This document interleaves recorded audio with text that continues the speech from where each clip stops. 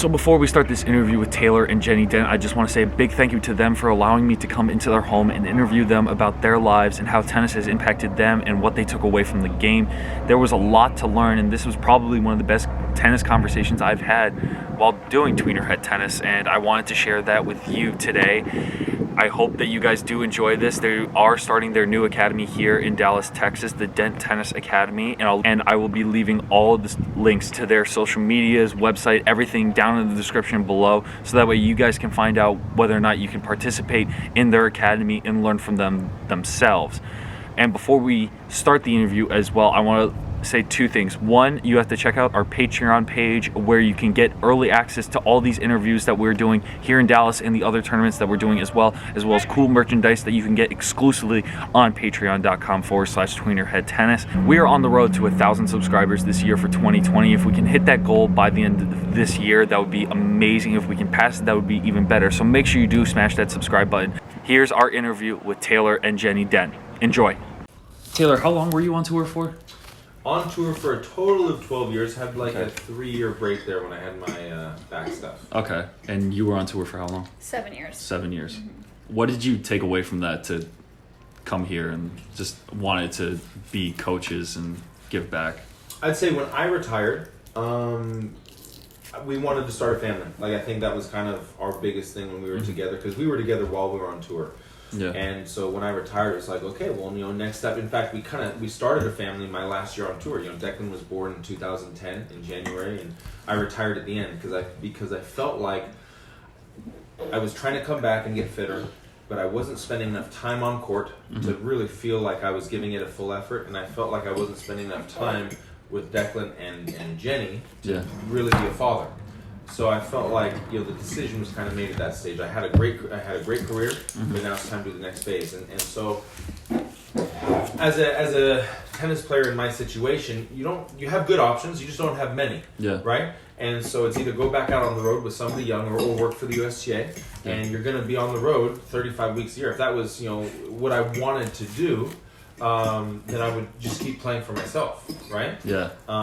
The other option would be to do, TV and broadcasting, and I kind of got into that, but they said it would be something similar. I'd be out on the road a lot. I'm like, man, well, I want to raise a family. That's what I'm trying to get away from. So the only other option I felt for me was to start an academy, and that could keep me home. And I know it's hard work. I know it's a lot of work, but that's what tennis players do anyway. So that didn't really scare me too much.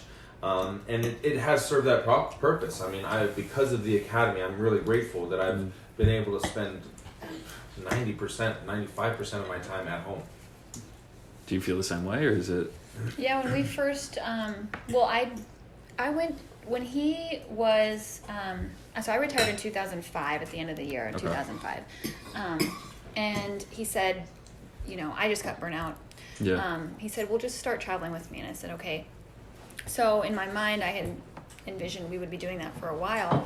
And then 2006, he hurt himself in Rotterdam. Yeah. And we ended up flying back to Colorado and just started going everywhere trying to find a cure for his back, which we knew was, he needed to undergo a fusion eventually, but we were trying to avoid that as much as possible. Of course. And so, it just went from being on the road pretty much all the time to all of a sudden being at home and have nothing to do. And so I said, well, I'm going to go back to school. Okay. So I ended up going back to school, just went to an art school in the area. Okay. And was pursuing a degree in fashion design, which is nothing to do with what we're doing now. Yeah. Nothing really is in life. Yeah. And so I hadn't really thought about being a tennis coach. I felt like, maybe I wanted to do something else, and in the art, I was very artistic, and so I wanted to do something, I thought. And so then, he ended up going through all these surgeries and started going back on tour. And then when he finally did say, I think I'm done, I'm very supportive. Obviously, I love the fact that we'd be home and together. And we've, found a location, like with one phone call, we basically found a location for an academy out in California. When we did try and look for a place to settle as far as an academy down in Kansas City, because that's where I'm from originally. Okay. It was just, I would have loved to have gone back there, but it was difficult with the weather, needing indoor court time. There were already a few academies in there, and it's not a very big city. So we thought, well, maybe it's not the right place. We went out. We tried California. Within one phone call, we found a place that had like 8 courts free, and we're like, well, yeah, let's just start there, and it's in your hometown. And so, we started there, and I was happy to be on court. I did more of the back end of things, which I was totally fine doing. And for most of the time we were out in California up until we moved here, I was really more of the back end. I was more administratively, I was handling billing and scheduling and everything to do with the business, taxes and all that. And it's fine. I didn't love it, but it was like, we need to get it done, and I'm happy to do that. Since we moved out here, I've been on court way more than I ever was in California, and I feel like I'm able to help the kids. It's really fun to help them. Like when I see, like I was just at a tournament last weekend in Austin with a girl. The parents had asked me to go with her, and I train her I give her 4 lessons a week. I mean, she comes to me, Monday, Tuesday, Wednesday, Thursday.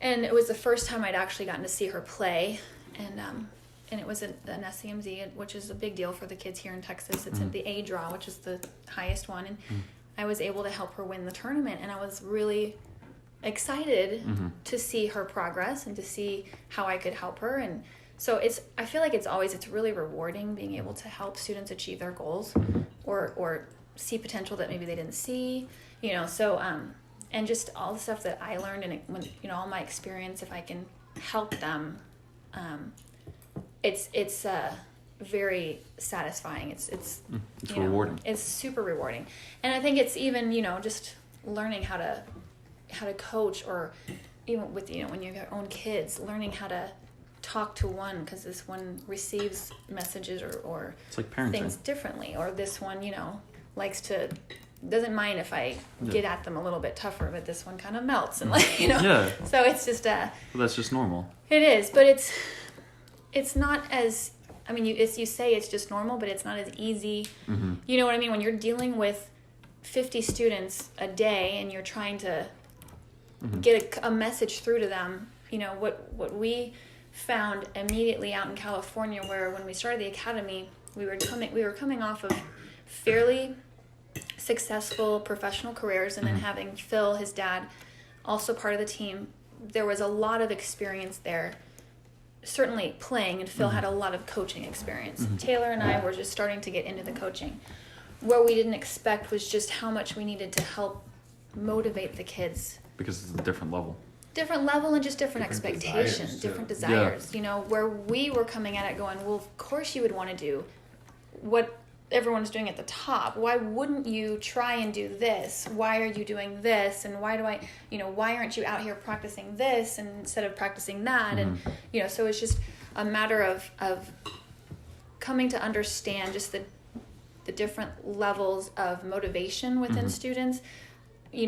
Some it didn't matter how much you could lead them to the water, but if they don't want to drink, it's like you can't change. Useless. It's useless. It's really hard, and that's probably one of the most frustrating things for us, is like seeing the potential, or seeing that this child or student can be really, really good, but if they don't want it, they don't want it. They don't want it. You, Taylor, you experienced coaching with Jared a little bit. So what was that experience like, to go and give your knowledge to someone like him, who was probably one of the most promising at the time, one of the most promising American talents at such a young age?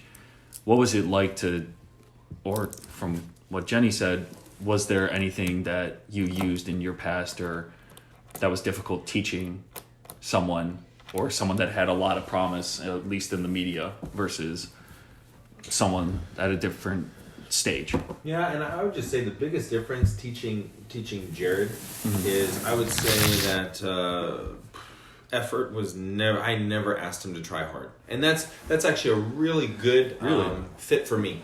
You know what I mean? I'm not a super motivational coach. The kids think I am. I don't feel like I am. The kids say I motivate them. I don't feel like that's the type of coach I am.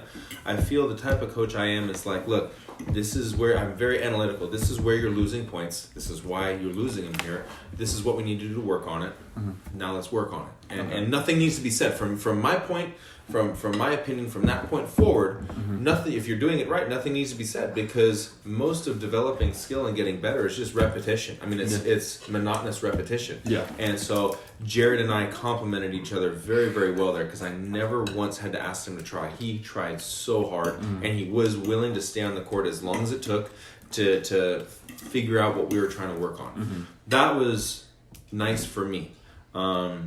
The other thing nice for me is his father was pretty involved, and his father was very analytical as well. Like, his father loved to ask a lot of questions as to why I believe the things that I do. Why does this matter and this doesn't matter? And I enjoy that. You know what I mean? I enjoy it, because I feel like when you get into some of those deeper, really tough conversations about tennis, somebody's going to learn. You know, either I'm going to learn or they're going to learn. You know, and either way, I'm happy with that. So I really enjoyed talking to Courtney about kind of the philosophy behind what I'm telling Jared and what I'm not telling Jared, type of thing. I would say this, the one tough aspect I had with Jared is I was used to or expected to play against the guys who are in the top 20, top 10. You know what I mean? And it's a different brand of tennis, and it's tough to really tell people that who've been used to be playing, you know, good junior tennis or good college tennis or, you know, challenger level tennis. Yeah. I mean, playing those guys in the top 20, top 10. And really, that's what motivates me. You know, if I'm working with someone like Jared, it's not going to excite me if he gets to the fourth round of Grand Slams. That's what I did. You know, that's not really that exciting. You want to see him do better. I want to see him, scare that title. You know, that's exciting for me. I want to see him scare top 10 in the world or top 5 in the world. That's really exciting for me if I'm going to dedicate that much time. So all the information that I was giving him was for that end. You know, it's like, let's try and do this. You know what I mean? And so it was the only... You know, the only thing that I feel like it took some convincing is how aggressive you have to play if you want to be winning slams and having a chance to be top 10 and all that sort of stuff. And fortune had it that one of the first trips I went on with him is we spent a month in Dubai training with Federer. And he didn't really learn anything that I hadn't been telling him. It was just confirmation. So that month with Federer was really, really good, because it showed just how aggressive you have to play. And the problem is, if you want to see how good Roger Federer is, let him play. Yeah. You know, give him nice easy balls. You know, and you'll just see how good he is. If you want to see him, you know, to where he's slightly vulnerable, take the action away. You got to hurt him, and you got to hurt him constantly. Same thing for Djokovic. Same thing for Nadal. Same thing for Thiem. All those guys. You know, the more you let them play, the better they look. But I enjoyed my time with Jared. The only tough thing for me, again, it was I ended up traveling like 17 weeks a year, something like that, which was more than I was willing to do or wanted to do. Yeah. But it was a pleasure to do it in that environment. Yeah. And you touched on it a little bit with the parenting aspect, Jared's father being very involved. Yeah. And actually, I played him when I was, I think, 14. Oh, yeah? Yes. And I had a walkover win against him because he didn't show up. So I was very proud, and that's my only claim to fame against a professional tennis player. But in terms of parenting, and maybe you guys can relate to this a little bit more, how involved can parents be when it comes to coaching their kid? Because you see it on the Pro Tour, and you see it, I think, on the women's side a little bit more than the men's side. You have Zverev with his dad, you have Tsitsipas with his dad, you have Wozniacki with her father. How involved should a parent be, especially from a coaching level, where it can be too much or too little? I think as far as the too much, too little, as far as the tennis is concerned, I think you've seen it successful, like you said, both ways. Yeah. So you get Sophia Kenin now, you know, with her father, and anyway, exactly. But you can name so many. You can name plenty where the parents are at the front and center. Yep. Yeah. So I don't think it's beneficial or detrimental to have your parent that involved in the game, because obviously you see it work both ways. It can work. The one thing I do see more often than not is the relationship between the parent and the player. Yeah.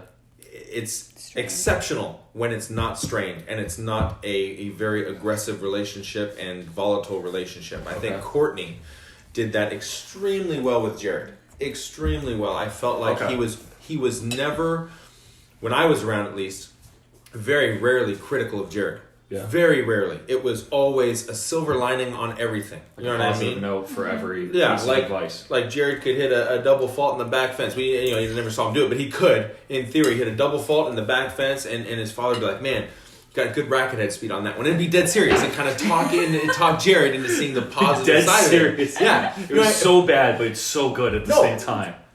And that's why I think their relationship was so good. You know what I mean? Because I think Courtney had a way of talking to Jared that built him up and didn't tear him down. And I think is whenever you give, even if it's constructive criticism, I don't care what anybody says, it always makes somebody feel less. And when you have your parent constantly doing that all the time, you're going to feel less. And then you're either going to recoil and just take it and get beaten down, or you're going to puff your chest up and say, leave me alone. That type of thing. So, but as far as like how it benefits a tennis player, I've just seen it work both ways so well that I can't really say one way is better than the other.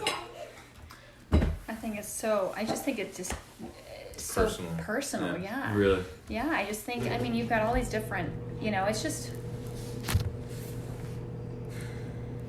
Yeah, I just think it's just completely on a personal level, if it's going to work or not. I mean, I've just seen so many. I've seen, Ken. I don't know Ken, and I haven't seen that relationship firsthand.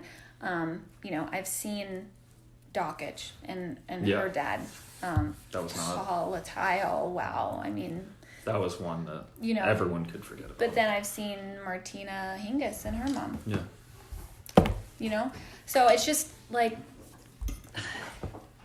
But like Taylor said, either way, I mean, I think there's more, fewer exceptions when it's really, when it's good. So, it's just tough.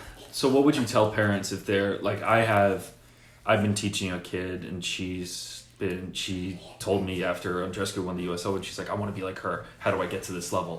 Where do I start? Where do I go? And that's what I think a lot of parents are asking when their kids hit that 13, 14-year-old mark. Where do we go from here? And I personally tell them, it depends on your kid's skill level. It starts from there, and then you work your way up.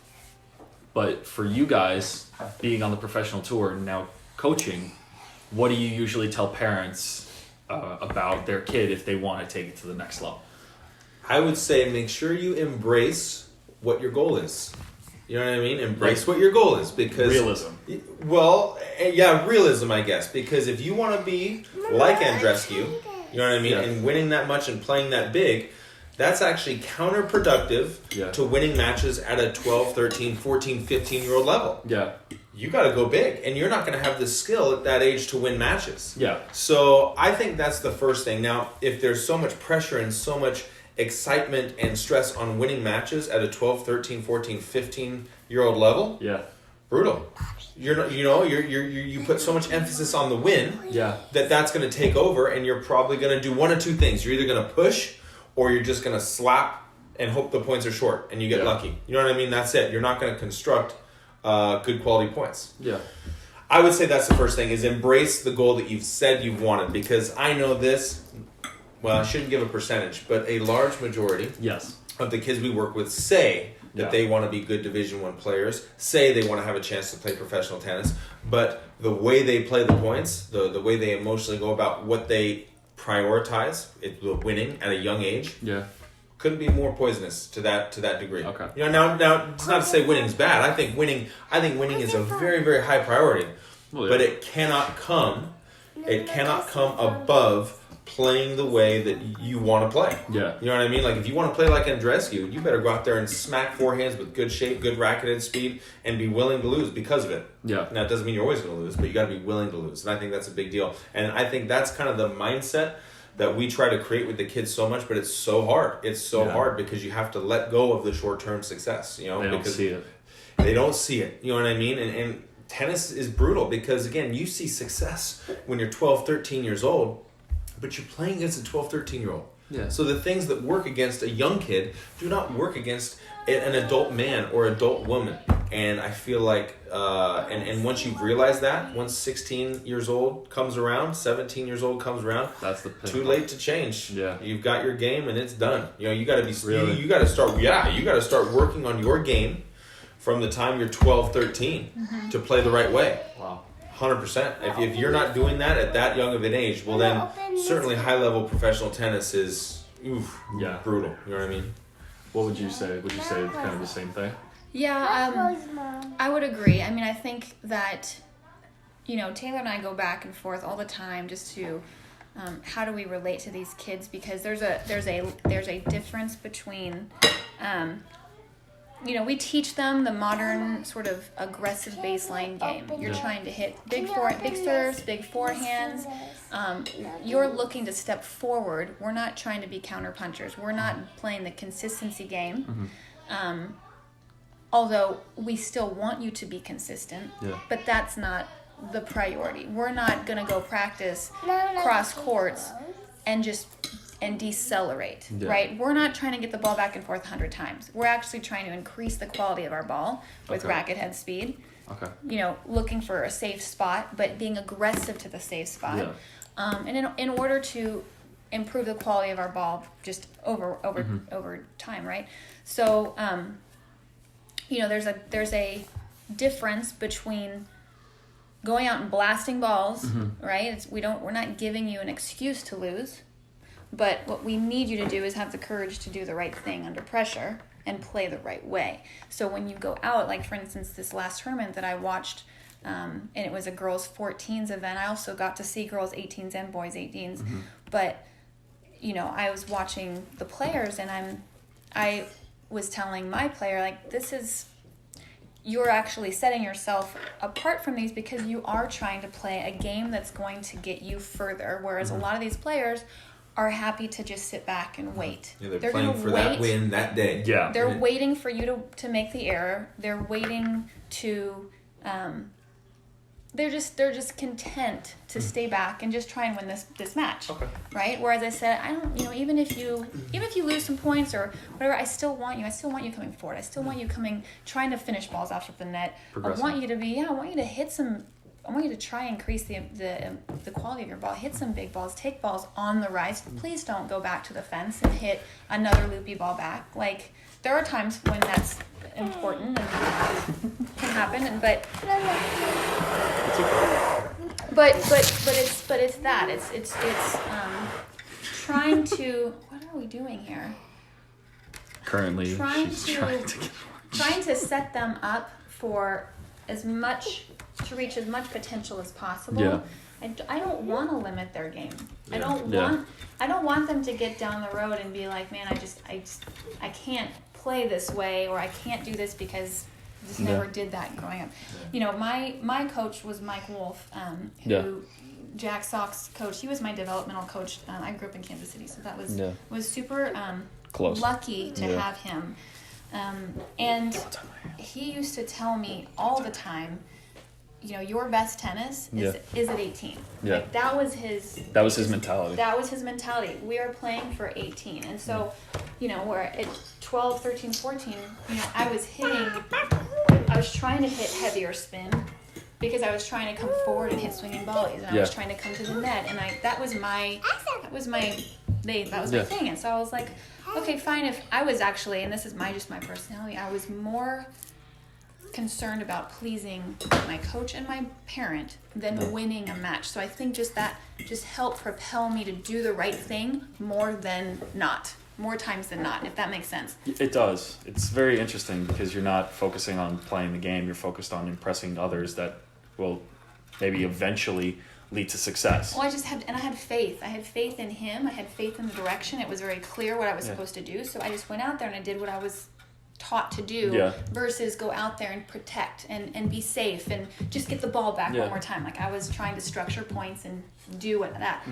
Same thing with Taylor. We talk about it, and Taylor says, well, in the juniors, he's like, I had to play juniors. I didn't want to play juniors, but it was a means to get to the professional stage. I wasn't playing tennis to play junior tennis. Like, he already in his mind, his mentality was, if I'm going to pick up the racket, I'm going to be a professional, because my dad was a professional, my mom was a professional, right? Like, that was just, he saw Michael Chang in the backyard. Well, yeah. So I never had that. So growing up, I never thought about professional tennis until I was 17. Okay. I was like, I'm just gonna go to a college D1. Yeah. Happy Stanford. Play there. That's fine. Stanford, Duke, or Florida, or something like that. Yeah. Those were my top 3. But then my mom's like, no, I want you to try and play some satellites. Yeah. And like the first one or two I played, I won, and I was like, oh, you're good enough. I can do this. Yeah. And that was when it clicked. I was like, well, this is what I want to do. But I was like, I want to play my best tennis at 18. That's actually interesting because in the junior level, I have so many questions, but I'm going to stick to this one. The junior level, you said you just didn't want to play juniors.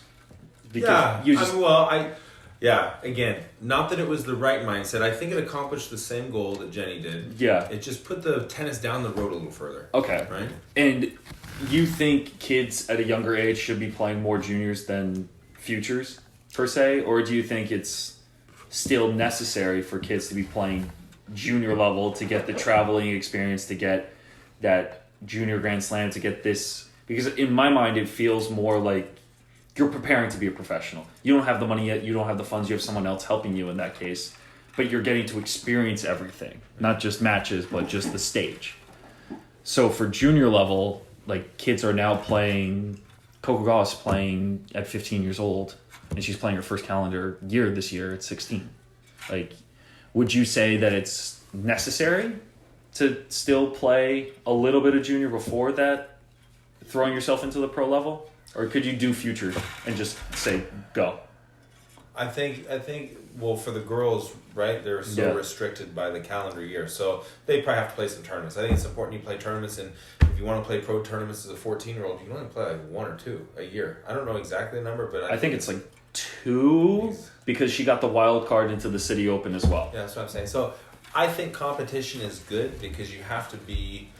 However you get that competition. Is playing one junior tournament at all necessary? I guess not if you're getting some competition with some pressure on it. That's the way I see tennis tournaments, is it's just learning how to deal with the pressure and do the right things anyway. Okay. Right? So if you're getting that, whatever, and if you're able to keep improving and see the level, then fine. You know what I mean? Who cares? I think, look, I talk about this a lot with the parents, is... If a circumstance makes players great, we should have more great players. We should have an academy that churns out one world-class player after another. That doesn't exist. I mean, we see academies that recruit great players, but we don't see one that just pops them out all the time. So to me, a circumstance doesn't make a player great, whether it's the ability to play a full circuit, to the ability to play a lot of junior tournaments, the ability to practice with this player. I think that what makes a player great is again the mindset and the goal and the pursuit of that goal. Again, Jenny's goal was to play great tennis at 18. My goal was to win Grand Slams. They're similar goals. Honestly, if you look at it in the aspect of all it did is it pushed our thinking down the road. So we weren't playing to lose today, but we certainly weren't playing to win today at all costs. When we're in the 12s and 13s, it was... There's a bigger game afoot here, and I think it's funny. I feel like, and I've said this I've said this a couple of times. Is at 12 and 13 and 14, I feel like if you set the bar at winning, you're setting the bar too low. There's a bigger game. You're playing the wrong game. Yeah. The big game is let's play Division I tennis. Let's have a chance to play professional tennis. Let's have a chance to win Grand Slams. Yeah. That's the way I feel. But again, if there's a team out there, a parent, child, coach, or whatever, that it's a big deal for them to win 14s, I'm not saying that's wrong. It's just a different goal than kind of what we have. You know what I mean? I haven't come across any coach, in my opinion, that's wrong. Just different goals. In my opinion, it just comes down to different goals, different outcome. My son plays good golf. He's a pretty good golfer. He actually just won the Australian Open 9 unders in January. Congratulations. Yeah, no, that's actually good. huge. Yeah, it's big. It's a big one, and he's good. For the area, he's really good. His first coach, and my son naturally has a very good swing, professional-looking swing. The first coach we went to, he was teaching him a half swing. And I was like, kind of thinking about it in tennis terms for myself. I'm like, man, if I had a kid who was young and had a professional-looking forehand, the last thing I would do would cut that swing in half. I would tell him, just keep smacking the ball. And Don't change it. But that coach's goal was different. That coach's goal was to get Declan to have a good time by making solid contact. Yeah. So is that coach wrong? Just different goals. Okay. My goal was, at this age, if he's got this good of a swing, let's see if he can progress and maybe play professional golf. Yeah. You know what I mean? So doesn't make either one of us right or wrong, just different goals. Yeah. And would you say the same thing? Yeah, or? totally agree. Same thing, that's our 9-year-old, our 7-year-old. Really funny. Yeah. Saw some highlight videos when Taylor was injured. He had he was down at IMG recovering, and they had it's like a motivational sort of mental coach down there, who Trevor Mowad was his name, made these really great sort of highlight reels on DVD that Taylor could watch sort of before matches, just to sort of. This is when I was coming back from injury. Right. Just to kind of creating self-confidence. Yeah, it was all about belief. You can do this again. Look at what you did. You can do this again. And so I kept them, and then my son found them like 2 years ago, and how often does he watch them? Well, so he doesn't watch them as much now, but when he would watch them all the time, and he'd come over and be like, Dad was awesome. Well, he never loses a point. And I was like, well, that's not really a whole match, honey. That's just highlight. Those are just the best points of the match that Daddy won. Obviously, there's highlights like against Nadal on there, Murray, Federer, everyone. It's just everywhere, and they're just thinking, oh, and I'm like, well, he never lost a match. Never lost a match, right? And then so then of course he goes, well, I want to hit a one-hander like Daddy. And both of us were like, no, that's just too difficult at 5 years old. You can't, it's too, you have to wait till you're stronger. Wait until you're like 10. Right? And so but of course, you tell someone not to do something, and of course they want to do it. So then, that's all he does, practice one-handers. So does he really? Yep. And so then our coach showed us, one of our coaches took a video, he was just hand feeding, and he did the form, and we both looked at each other and we were like, well, that looked pretty good. Like, if he can do it like that, then we'll allow him to practice. It's amazing. It is legit. Like, it looks like team. It looks like Gasquet. Like, it's crazy. Now, can he keep the ball in all the time? No. He went out into his first 10 and under orange match. Second match, he lost 0-0. But, do we care? It's like, fine, just keep ripping. Oh my God. Right? Just keep ripping backhands. Like that backhand. This alone was so professional. It's so much better than I've seen in so long. So if our goal was short-term success, would we let him hit a one-hander? Absolutely not. No. But again, we tell him and we tell Declan. That's we say, nuts. Look, the goal is not to win now. And again, Jenny basically said it. My dad went to a tournament. I said, I have 3 goals for Liam. Number 1 is that he uses a ton of racket head speed and a ton of topspin. That's number 1. Number 2 is that he fights hard. Number 3, he doesn't cheat. I don't care. And in his second match, he lost 0-0, but he did what he was supposed to do. He looked good doing it. And it's like, that's what we want. Because guess what? That's what the pros look like. And if you look different than the pros, one of you's right, one of you's wrong. Yeah. Right? So that's the majority of it, isn't it? So why don't we try for what the pros are doing, and let's just start now. And if you fall short, so what? You probably haven't fallen that far. You know what I mean? Yeah. You've done pretty well. How would you... when I look at... Wow, that's a lot of thoughts in my head.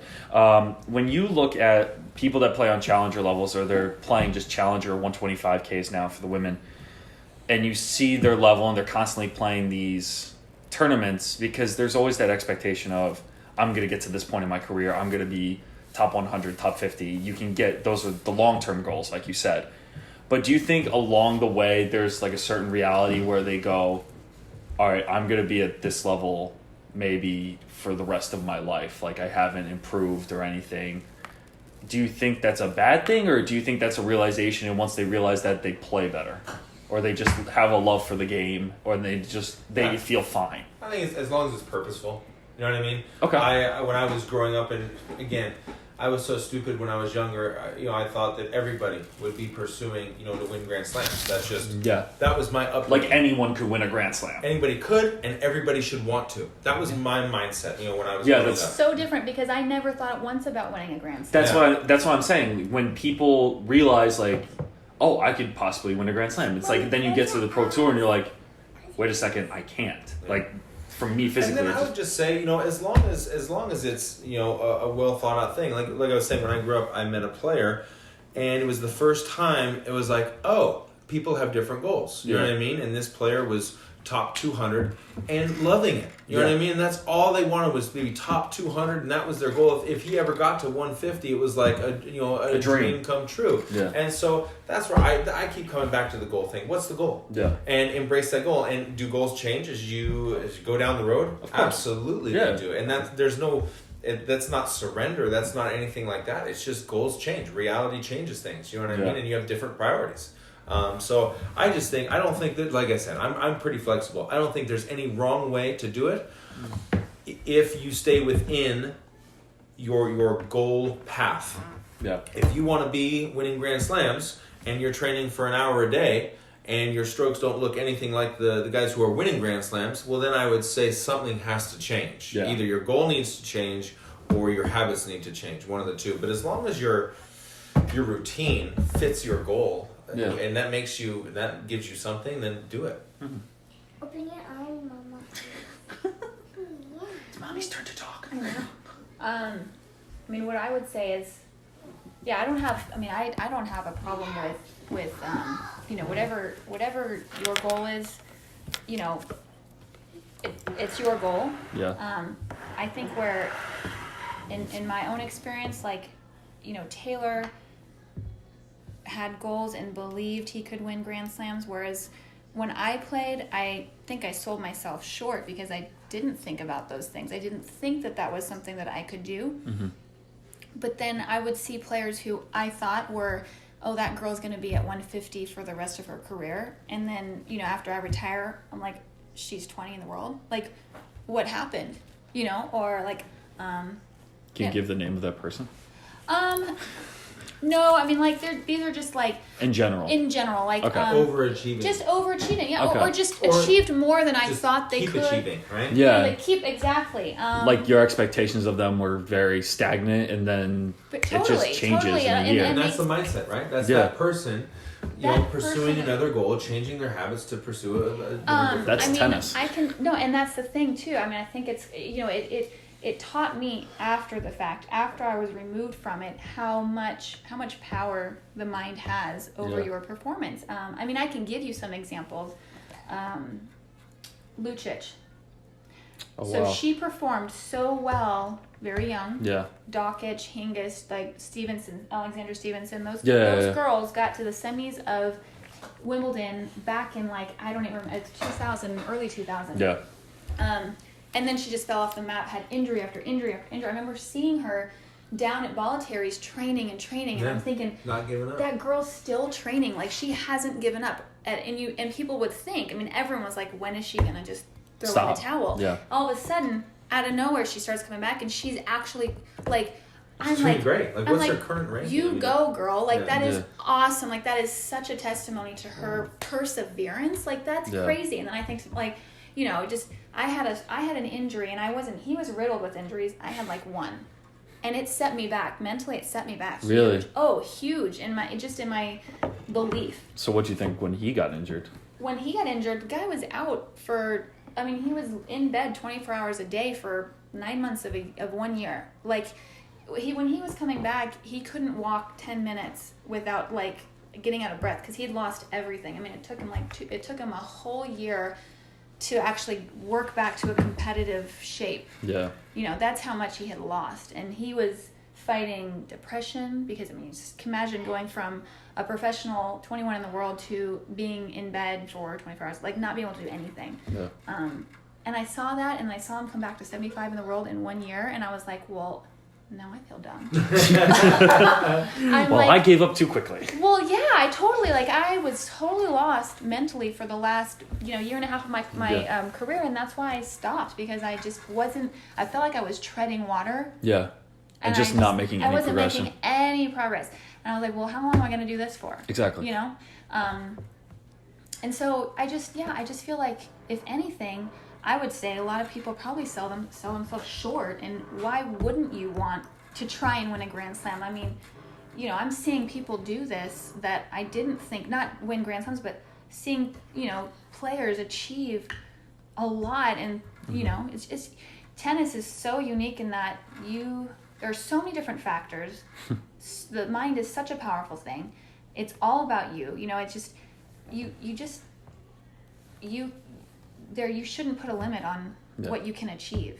It's, you know, you don't have to be 6, feet tall as a female to, you know, I mean, I mean, you've got plenty of short players that are doing fine. You've got, you know, on the men, you don't have to be Isner size. You don't have to be, it's a disadvantage to be Isner size now.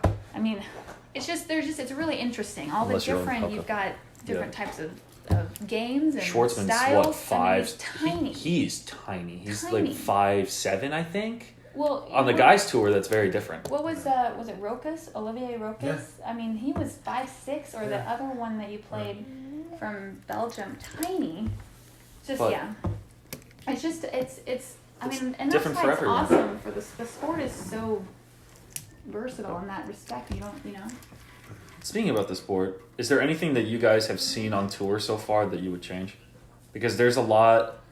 Noah Rubin with his Behind the Racquet podcast and him talking about the changes that people are trying to make or the faults that people have been noticing a little bit more at the Australian Open this past year with the smoke, and were they going to do anything about that? Have you noticed anything that you've looked at and you said maybe this could be different from your experience, because you guys have a wealth of it? I would say I'm as far as the business side of the ATP. Yeah. I know enough to know nothing. I know enough to know that I know nothing. Right. So Really? I have my ideas, and there's a lot of behind the scenes stuff. That you're not in control of. And even if I were in control of it, I mean, I don't know, you know, but tennis has been around for a long time, and it's a very successful business. I mean, I'd love to make changes. Okay, my biggest thing with tennis is, and I'm a huge tennis fan. The problem is typically when you watch tennis, you're watching 2 players. What happens if you don't care for one of those 2 players? You turn the TV. I mean, tennis's TV ratings are tough, you know, a lot of the time, and that's kind of where, if you want to bring a lot more money into the sport, it has to be through TV, right? Yeah. So how do you make those 2 players more interesting? And that's kind of a conversation that, you know, I think is interesting. Like team tennis, I think a really interesting idea. Yeah. You know, is there a way making a full sport on that TV? If you don't like, I don't know, who's Zverev, but he's representing your team and he's accumulating points for your team. Do a different type of format for team tennis and for Davis Cup for that matter. But I know there are problems to that and that's where you got to get into the weeds, and it's not as easy as going, oh, okay, boom, there you go. Okay. But I think trying to figure out a way to make 2 players that you're not interested in all of a sudden be interesting. You know what I mean? I think that is a big deal. Play for a team. Either it's team whatever or your country. The other thing that I would say is what they're trying to do. I think that the ITF is trying to do, and I like the intention, and I like their kind of the direction that they're going in. I like what they're trying to do. They're trying to make tennis more feasible for the professionals starting out. Obviously, the changes they made, 6 months ago, 9 months ago, got a huge rebuff. You know what I mean? Got rebuked pretty hard. And they listened, which is good. You know what I mean? Because it was not good. They limited the thing. I think that one of the great things about tennis is go try. You know what I mean? Literally have the opportunity to do like an ITF, 15K? That's what I'm saying. Go try. Like, let's not make it exclusive. Let's make it inclusive. And I know there are problems to that too. But I don't know. I think trying to make it more feasible to give yourself a shot out there, especially for the guys who, look, if you're good out of juniors, you're gonna have a shot. You know what I mean? That's what it's gonna be. But if you go to college and you need a couple years to see, oh my gosh, this is what tennis is like, it would be nice to be able to give those 24, 25-year-olds a couple extra years on there. You know what I mean? With either more prize money or something like that. But I understand that's tough to do. It's very tough to do. It is very tough to do because of the volume of people that are out there, the volume of low-level tournaments that are out there. But I think that overall the ATP does a pretty good job, and nothing is ever simple. Nothing's ever cut and dry, and it's easy to kind of sit on the sidelines and say they should do that. But once you understand the full circumstances, and I'm not even saying I do, but I know enough to know that every decision made there is tricky. Would you say the same thing? What was for the women's tour? I think it's a little bit different than the men's tour. I mean, to be honest, I don't know. I don't know all of the sort of more recent changes that they've made. Mm-hmm. When I retired, they were starting to dabble with the on-court coaching and that kind of thing. We were going back and forth a lot with that. Some of the top players really were resisting it, but it seemed, which I understand it seemed, similar to what he said, another way to make the sport more interesting to viewers, which I think is really important for the success of the game. So, I think, I know from sitting in on, player meetings and council meetings, all those things, it's the players, because it's an individual sport, they're always all really resistant to changes because you can't create a players union because everyone's from a different country and there's so many different cultures. Well, and everyone's out there for themselves, and they're not always looking for the better of the sport, even though the sport is providing for them. Yeah. That was the hardest thing. And that's exactly right. Like, this is what I came across is when you talk about golfers, because in these player meetings, the contrast between tennis and golf is always a hot topic. Because it's an individual sport. It's the only other individual sport where it seems to be where the money line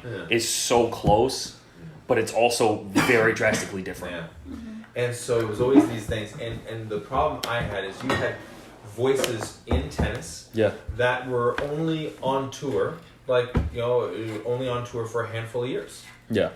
That's not necessarily, so those people are not necessarily going to do what's best for the sport. They're going to do what's best for the sport or for them for those 5 years and not necessarily for the long term. Yeah. If you talk about golfers, they are playing competitive golf until they're 60 years old. They understand. So their careers, let's say they turn pro at 25 and they have a nice long career, let's say a nice short career of 20 years. Yeah, exactly. They're on tour forever, so they actually care about the longevity of the sport. They're investing. It's like, this is it. Whereas I feel tennis careers are typically so much shorter. So I don't know. I'm a little bit wary of a players union. I understand there's need for it, and it's a good thing. There has been rumors about it and the idea of it's a good thing. I just, like I said, it's complicated. It's so complicated. Yeah.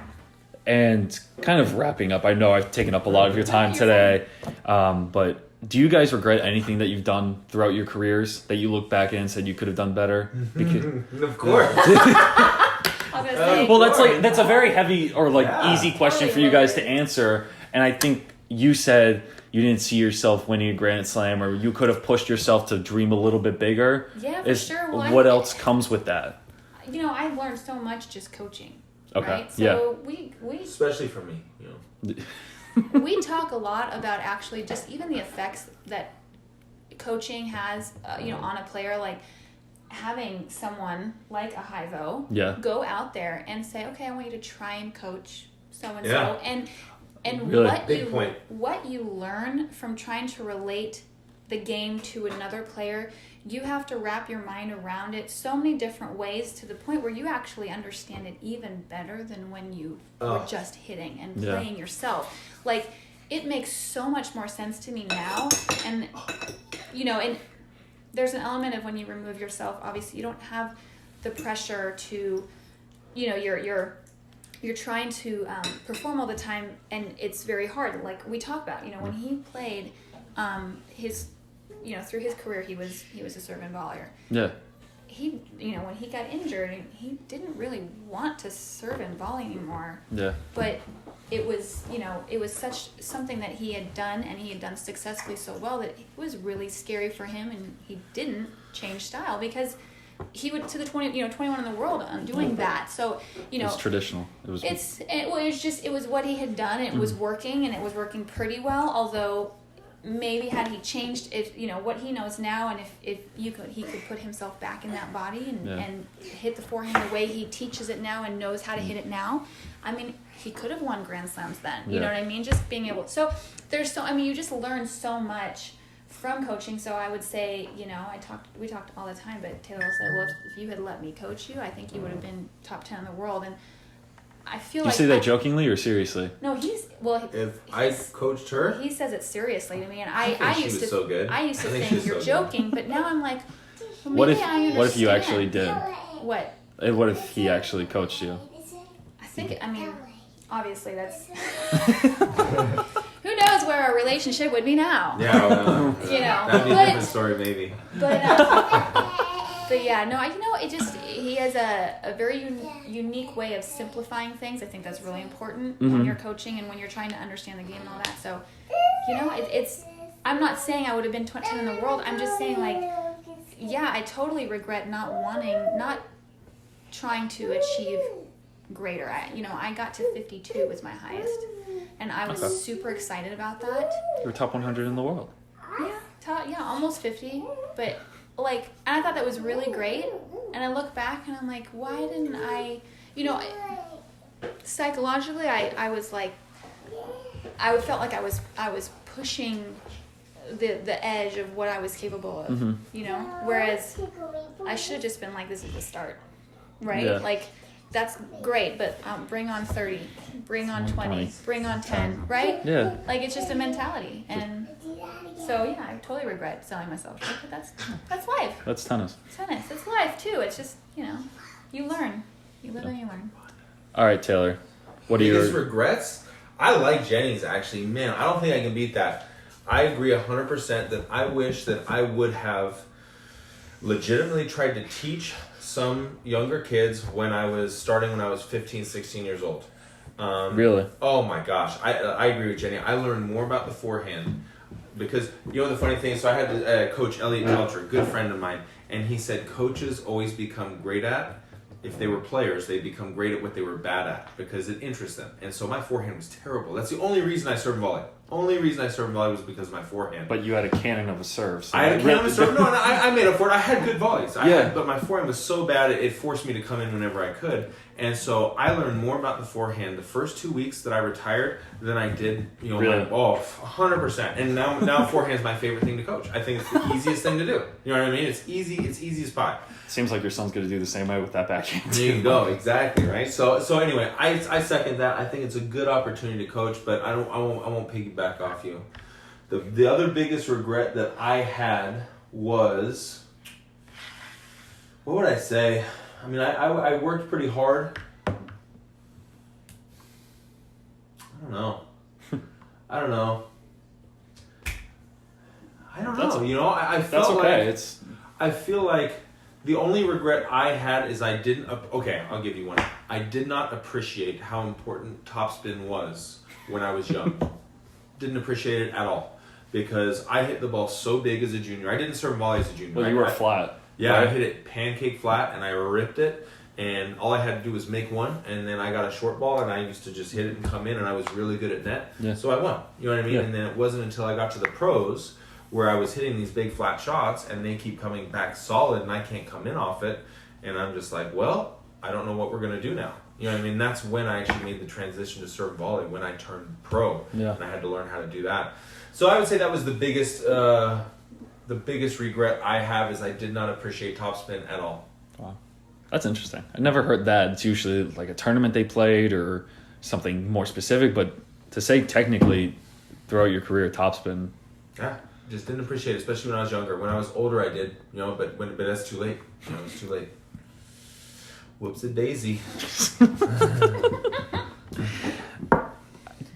This has been a lot of fun. I'm very glad I got to meet you guys. Thank you guys so much for having me.